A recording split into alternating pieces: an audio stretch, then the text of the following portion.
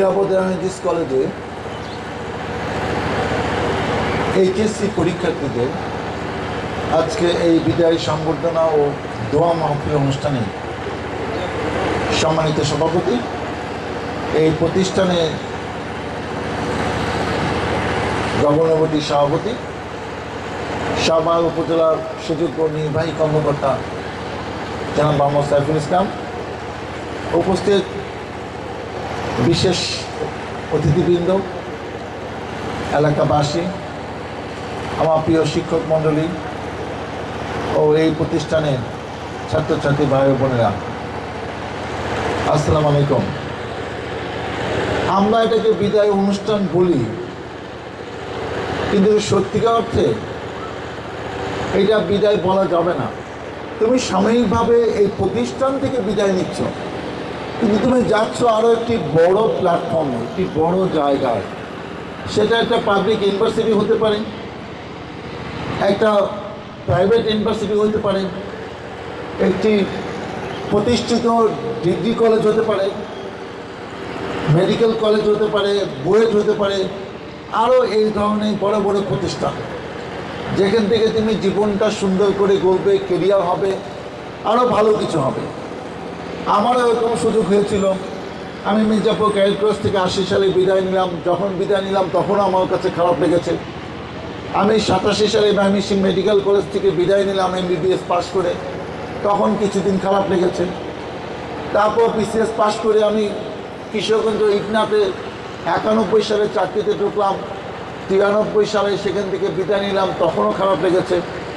সাবা health কমপ্লেক্সে এসে যোগদান করে আবার 96 সালে 1 জানুয়ারি যখন বিদায় নিলাম, তখনও খারাপ লেগেছে।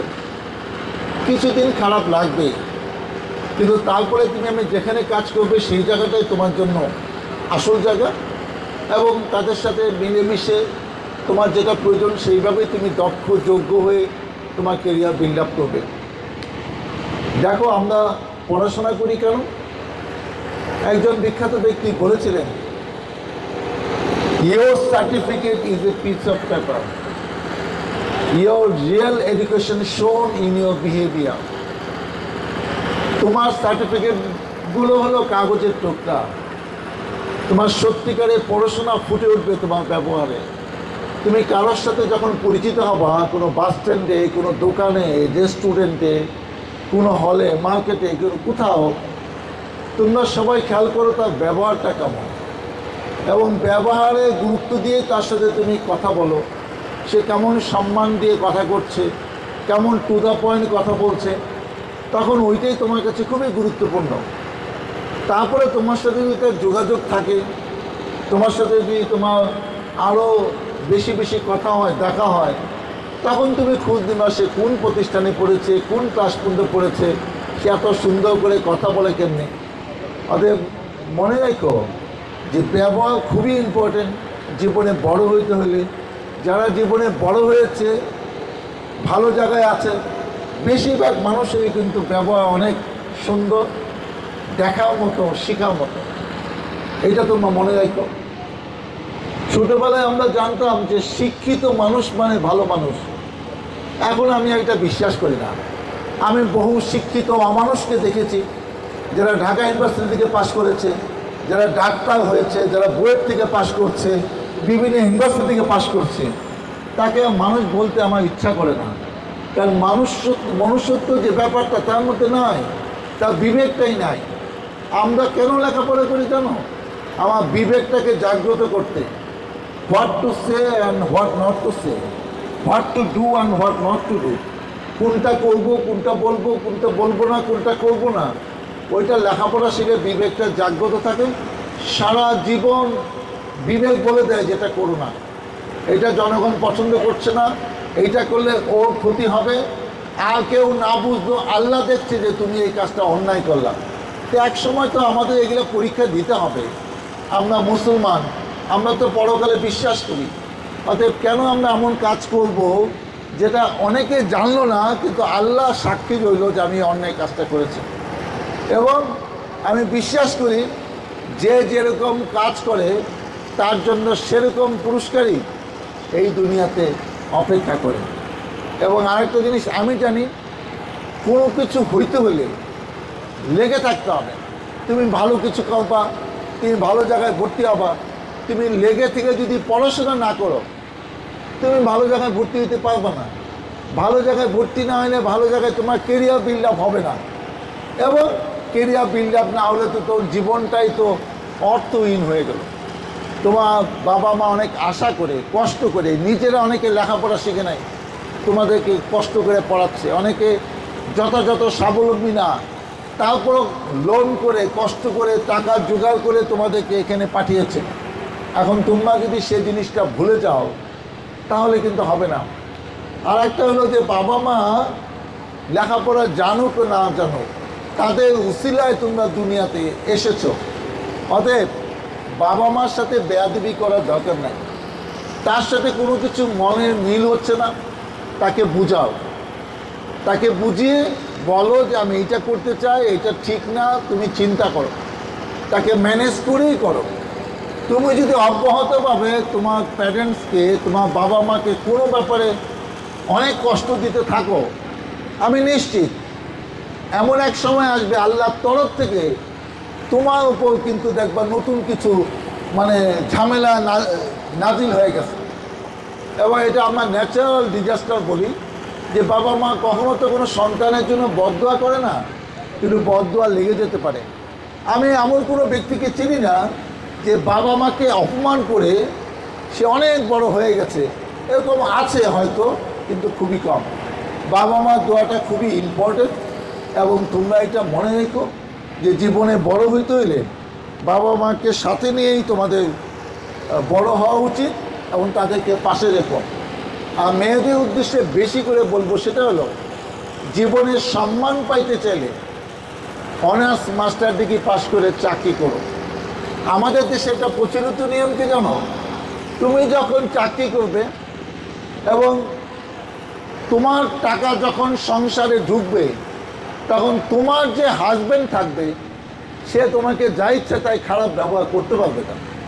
তোমাকে সম্মান দিয়ে কথা বলবে, তোমাকে যথেষ্ট গুরুত্ব দেবে, এবং তখন মনে হবে যে আমি সম্মান নিয়ে সংসারে, দুনিয়াতে, অফিসে, আদালতে আমি চলতে পারছি। এটা আমার অনুরোধ। আর তুমি যদি লেখাপড়া শিখে এরকম একটি জায়গায় যাও, তোমার চাকরি করা উচিত। আর শেষ আমি যেটা অনুরোধ করব সেটা হলো যে মানুষের জন্য কিছু কাজ করার চেষ্টা করে। মানুষ মানে জনগণের রাস্তাঘাট এইসব না। অনেক অসহায় লোক আছে যাদের সেবা করা, যাদের উপকার করা, যাকে একটা বিপদ থেকে বাঁচানো, এটা তোমাদের নৈতিক দায়িত্ব। সব দায়িত্ব শুধু সরকার এটা ভেবো না, কারণ তুমি একটা অসহায় মানুষের পাশে দাঁড়ালে আল্লাহর তরফ থেকেও তো তুমি সোয়াব পাবা। এবং তুমি যদি দুইজন মানুষকেও জীবনে উপকার করতে পারো, এটা সারা জীবন তোমাকে মনে রাখবে। এপিজে আবুল কালাম একটা মূল্যবান কথা বলেছিলেন, সেটা কি, যে দেখো স্বপ্ন দেখে ঘুমিয়ে পড়লে হবে না। সেই ভারতের সাবেক রাষ্ট্রপতি, স্বপ্ন হলো যেটা যেটা তোমাকে ঘুমাতে দেয় না। বড় বড় স্বপ্ন দেখবে এবং সেই স্বপ্নের সাথে মিল রেখে তুমি জীবনটাকে গড়ার চেষ্টা করবে। এবং আমি বিশ্বাস করি তোমরা এমন একটা বড় জায়গায় তোমরা যাবা, যে জায়গায় হয়তো আমরা এখনও যেতে পারিনি। এবং আমি বিশ্বাস করি যে তোমাদের দ্বারাই এই দেশে, এই মানুষের, এই সমাজে অনেক কিছু হবে, আমি বিশ্বাস করি। দেখো, আমি অন্যান্য কলেজগুলোতে কিছু কাজ আমরা শুরু করেছি। যেমন আমরা ক্যাডেট কলেজে বিভিন্ন ক্লাব থাকতো, কালচারাল ক্লাব, ডিবেটিং ক্লাব, তারপর পাঠ চক্র, বিভিন্ন বই পড়ে সেগুলো আলোচনা করা, সাংস্কৃতিক ক্লাব।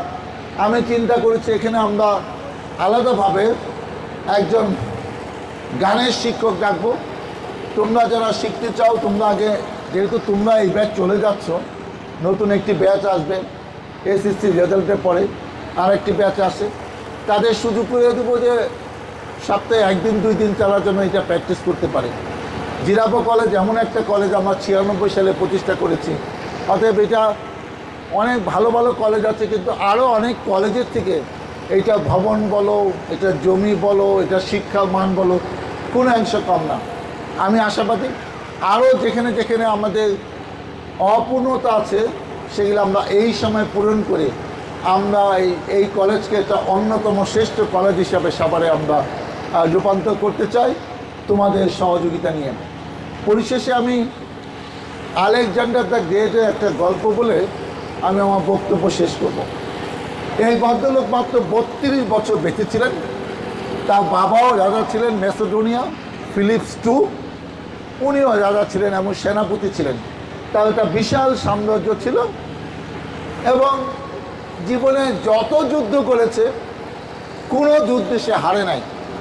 একমাত্র উদাহরণ পৃথিবীতে যে একটা সেনাপতি জীবন দশায় কোনো যুদ্ধে পরাজিত হয় নাই।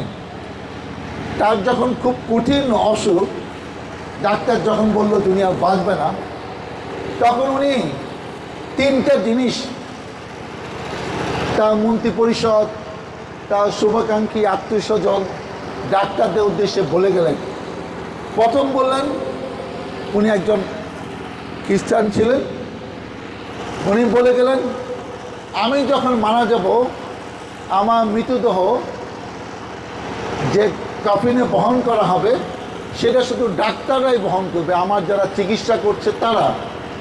দ্বিতীয় হলো যে আমার কফিনে সব শরীর ঢাকা থাকবে, 2টা হাত খালি বাইরে থাকবে। তৃতীয় হলো যে রাস্তা দিয়ে নিয়ে যাওয়া হবে সে রাস্তায় আমার সমস্ত টাকা পয়সা সোনা দানা সব ছড়িয়ে রাখতে হবে এবং এইগুলা আর কোনোদিন আমার বাসায় ঢুকবে না। যে তার মন্ত্রী পরিষদ ডাক্তাররা বলল, ঠিক আছে স্যার, আপনি যা বলেছেন তাই হবে, কিন্তু এরকম নির্দেশ আমাদের কেন দিয়ে যাচ্ছেন? এটা যদি কোনো কারণ আমরা জানতে পারতাম।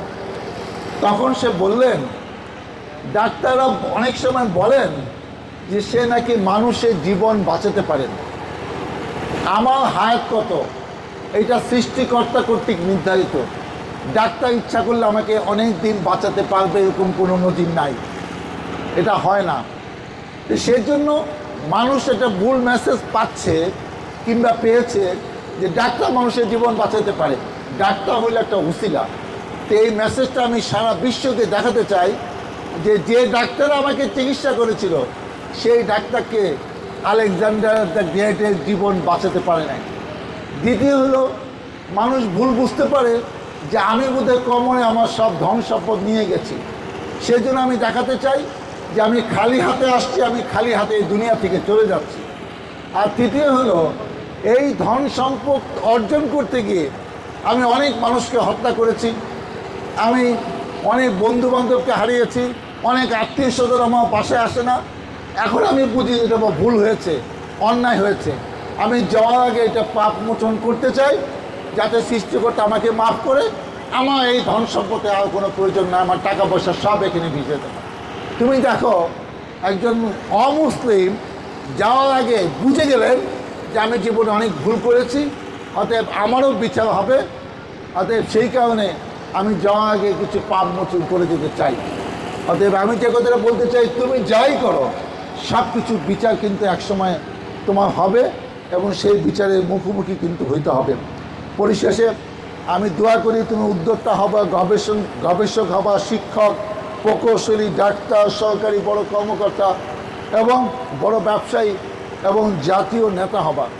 এমন জায়গায় তোমাদের আমি দেখতে চাই যে জায়গায় আমরা এখনও যেতে পারি নাই। এমন জায়গায় আমি তোমাদের দেখতে চাই, দেখবো যে আমি যাচ্ছি কোনো একটা কাজের জন্য, সেখানে এই জামাইদিস কলেজে একজন স্টুডেন্ট বড় কর্মকর্তা হিসেবে বসে আছে। আমি তোমাদের দোয়া করি যাতে তোমরা বড় হয়ে সমাজের জন্য, পরিবারের জন্য, শিক্ষা প্রতিষ্ঠানের জন্য সম্মান বয়ে আনো এবং আমরা যেন প্রাউড ফিল করতে পারি আমি যে উদ্দেশ্য নিয়ে জিরাবো জামাইদিস কলেজ আমি প্রতিষ্ঠা করেছিলাম সেটা আমার সফল হয়েছে। তোমাদেরকে অনেক অনেক শুভেচ্ছা ও ধন্যবাদ। আল্লাহ হাফেজ।